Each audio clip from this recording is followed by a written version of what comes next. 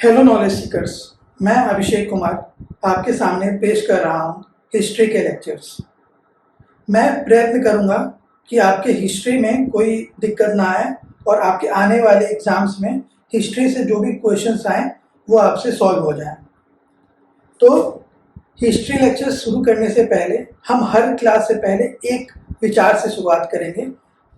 तो हमारा आज का विचार ये है कि हमारे जीवन में बहुत सी कठिनाइयाँ आती हैं, बहुत से परेशानियाँ आती हैं जिससे हमें लड़ना पड़ता है। तो उस लड़ाई में मानता हूँ कि लड़ाई कठिन होती है, तो इसीलिए लड़ाई जितनी कठिन होती है जीत उतनी ही प्रभावशाली होती है और उसका स्वाद उतना ही मीठा होता है। तो चलिए उस जीत की तरफ अग्रसर होते हैं और आज हम अपना पहला लेक्चर शुरू करते हैं। तो आज मैं आपको अपने पहले लेक्चर में हिस्ट्री का इंट्रोडक्शन पढ़ाऊंगा और हिस्ट्री के थॉट्स ऑफ स्कूल बताऊंगा, स्कूल ऑफ थॉट्स के बारे में जानकारियाँ दूंगा। तो सबसे पहले जानते हैं कि इतिहास होता क्या है, व्हाट इज हिस्ट्री।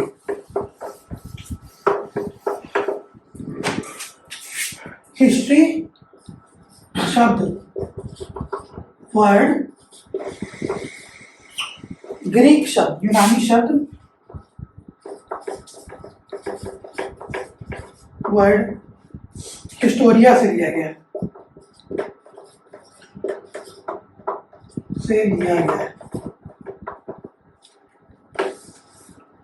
हिस्टोरिया से लिया गया। और फादर ऑफ हिस्ट्री हेरोडोटस को कहा जाता है।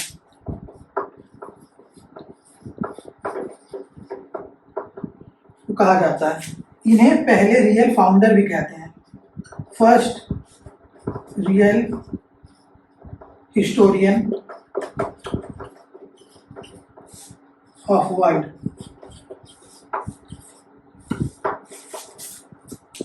अब ये जानते हैं कि हिस्ट्री का डेफिनेशन क्या होता है। हिस्ट्री का मतलब होता है to study the past. History means study of past, यानी भूतकाल का अध्ययन।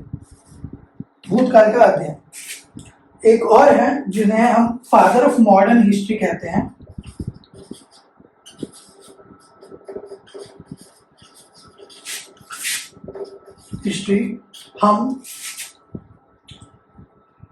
फादर ऑफ मॉडर्न हिस्ट्री हम जर्मन हिस्टोरियन लियोनार्ड वॉन रेंके को कहते हैं। तो हमने ये जान लिया कि हिस्ट्री शब्द का मतलब क्या होता है, यानी स्टडी ऑफ पास्ट। हिस्ट्री शब्द की उत्पत्ति कहाँ से हुई है, ग्रीक वर्ड हिस्टोरिया से। फादर ऑफ हिस्ट्री या real historian of the world पहले वो कहलाते हैं हेरोडोटस, और फादर ऑफ मॉडर्न हिस्ट्री कहलाते हैं जर्मन हिस्टोरियन लियोनार्ड वैन रेंके। तो हमने ये तो जान लिया कि हिस्ट्री का मतलब क्या है, डेफिनेशन क्या है, उत्पत्ति कहाँ से हुई। अब जानते हैं कि हिस्ट्री पढ़नी क्यों जरूरी है, why is there a need to study history.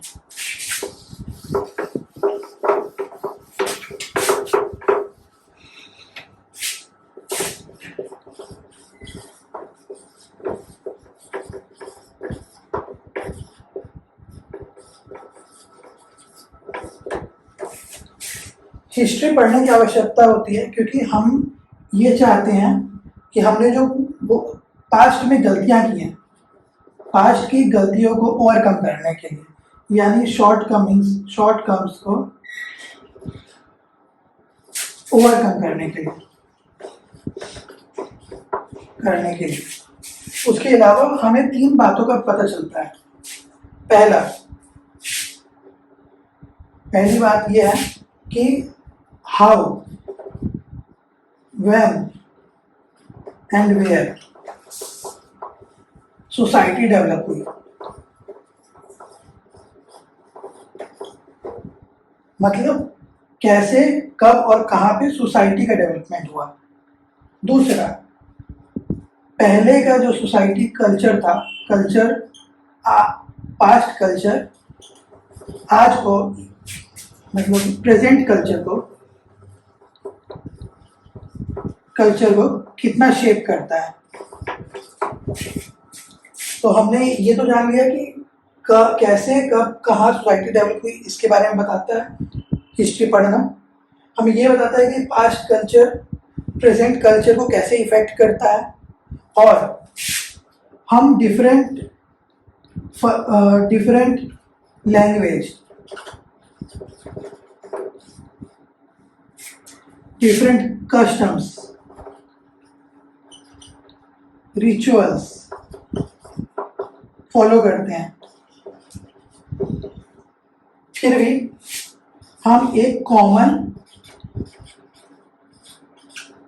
Life style भी फॉलो करते हैं।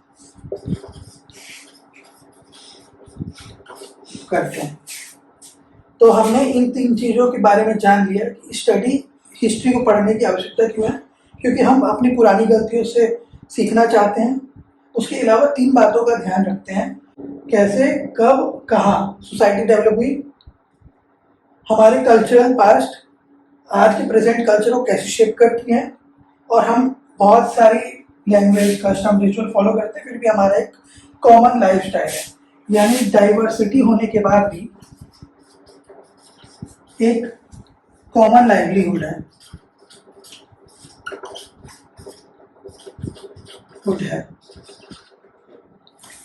अब हमने जान लिया कि क्या होता है हिस्ट्री, उसकी डेफिनेशन और क्यों पढ़ने की आवश्यकता है। अब हम जानते हैं हमारे प्यारे भारत का इतिहास, the history of India.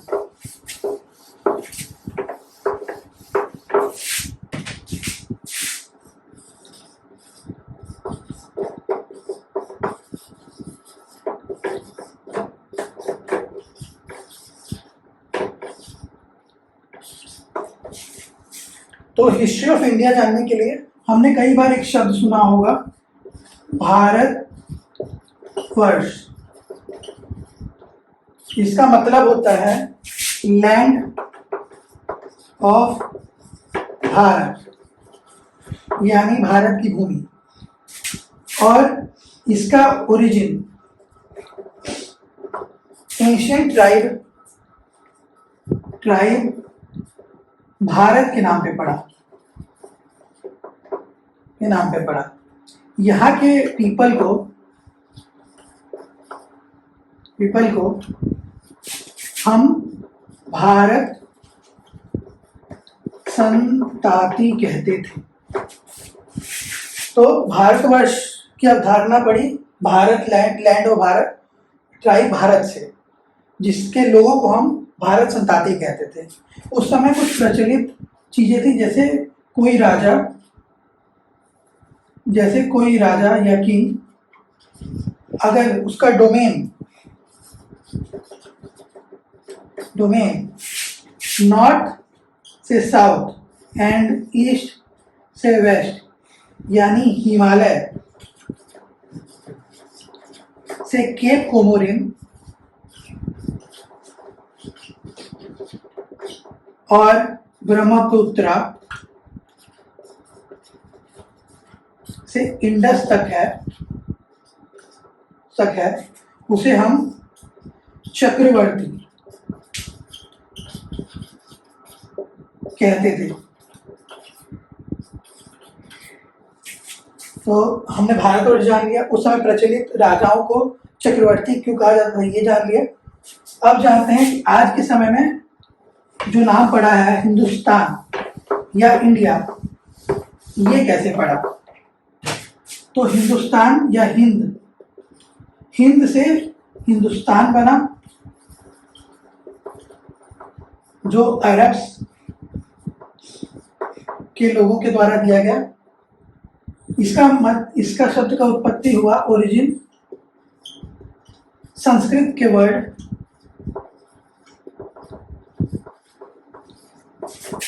Sindhu से, और आज के टाइम में ये सिंधु यूरोपियंस ने इंडिया में कन्वर्ट किया।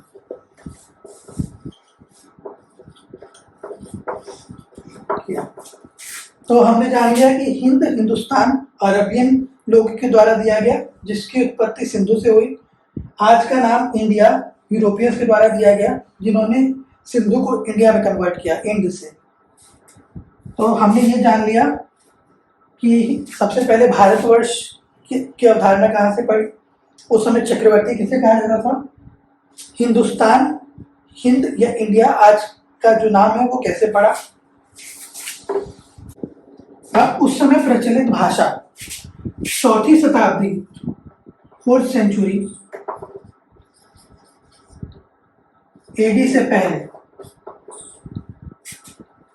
प्राकृत भाषा का प्रचलन ज्यादा था। प्राकृत लैंग्वेज सबसे ज्यादा बोली जाती थी, जिसे ब्रह्मी स्क्रिप्ट में लिखा जाता था,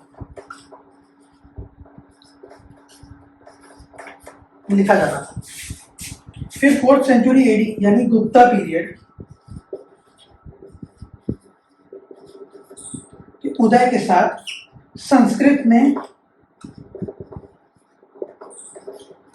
प्राकृत का स्थान लिया। संस्कृत लैंग्वेज बनी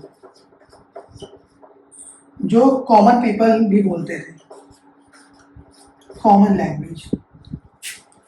तो हमने जान लिया कि गुप्ता पीरियड से पहले प्राकृत बोला जाता था, जो ब्रह्मी स्क्रिप्ट में लिखी जाती थी। आज के टाइम, उसके बाद गुप्ता पीरियड के बाद से संस्कृत का प्रचलन ज़्यादा हुआ, क्योंकि वो आम बोलचाल की भाषा थी। तो हमने अभी तक जान लिया कि इतिहास का डेफिनेशन क्या है, हिस्ट्री का। फिर हिस्ट्री क्यों पढ़नी जरूरी है। हमने ये भी जान लिया कि भारत का इतिहास कैसे बना। अब जानते हैं कि कुछ मॉडर्न हिस्टोरियंस के द्वारा उनके थॉट्स क्या थे हिस्ट्री के बारे में। तो अब हम जानते हैं modern school of thought, modern school of thoughts towards ancient history.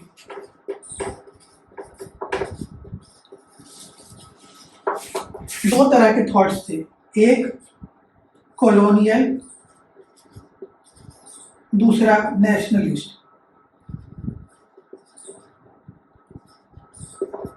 अब इन दोनों का डिफरेंट क्या था। कॉलोनियल्स वो होते थे जिन्होंने हमें कॉलोनी बनाई, तो उनका आइडियोलॉजी था व्हाइट मैन बर्डन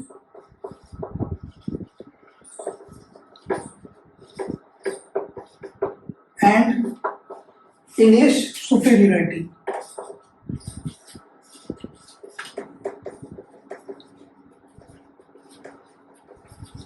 उन्होंने कहा कि हमारा जो पास्ट है वो उतना सोफिस्टिकेटेड नहीं है जितना कॉलोनियल रूल का पास्ट था। तो उन्होंने हमारे हिस्ट्री को फ्रेम करने का कोशिश किया अपने हिसाब से। वही नेशनलिस्ट व्यू में उन्होंने अपने देश को तवज्जो दी और कहा कि हमारा कल्चर और इतिहास, हिस्ट्री बहुत पहले का है, वैदिक काल और उपवैदिक काल, जिसका एग्जाम्पल इंडस वैली से पहले से मिलता है। अब जानते हैं कि कुछ कॉलोनियल थॉट्स में क्या क्या चीज हुआ। सबसे पहला कॉलोनियल थॉट आया 1776 में, जब मनुस्मृति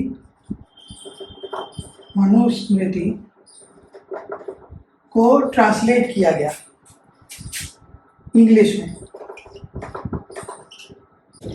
इसके इंग्लिश ट्रांसलेशन को बोला गया a code of gentoo law.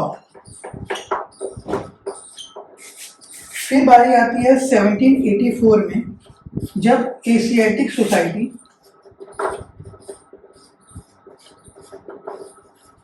Of Bengal बना, जिसके फाउंडर थे सर विलियम नोल्स।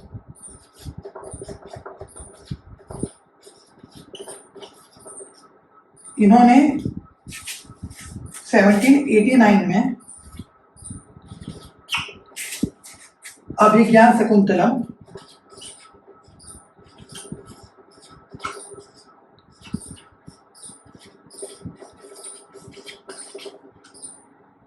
जो कालिदास की रचना थी उसका इंग्लिश ट्रांसलेशन किया।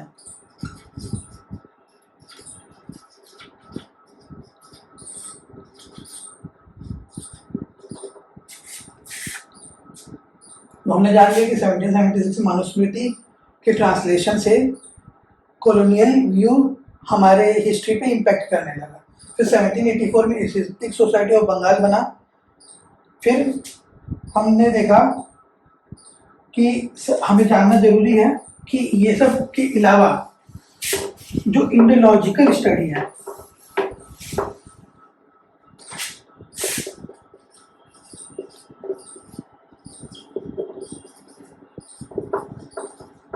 यानी स्टडी ऑफ इंडिया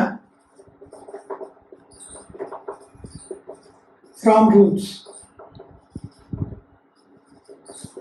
इसका श्रेय जाता है एफ मैक्स मुलर को। उन्होंने 50 वॉल्यूम्स में 50 वॉल्यूम्स में एक किताब लिखी जिसका टाइटल था sacred books of east.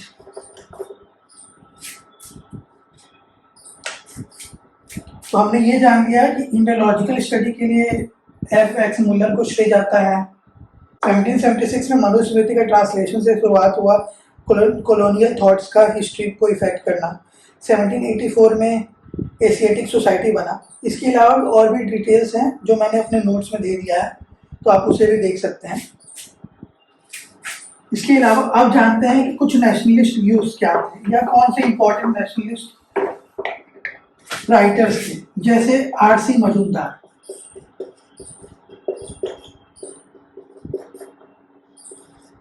RC. Majumdar, K.A.. Nilkanth Shastri,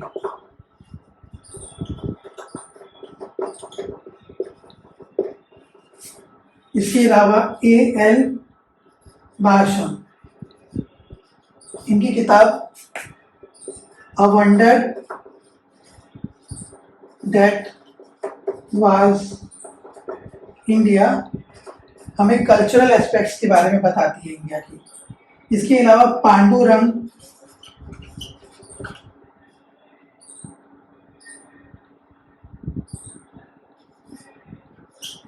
Vaman काले, इनकी किताब द हिस्ट्री ऑफ धर्मशास्त्र।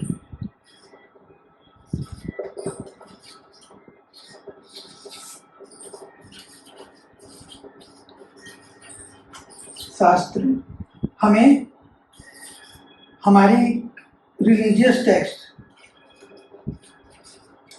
टेक्स्ट का ओवरव्यू देती है।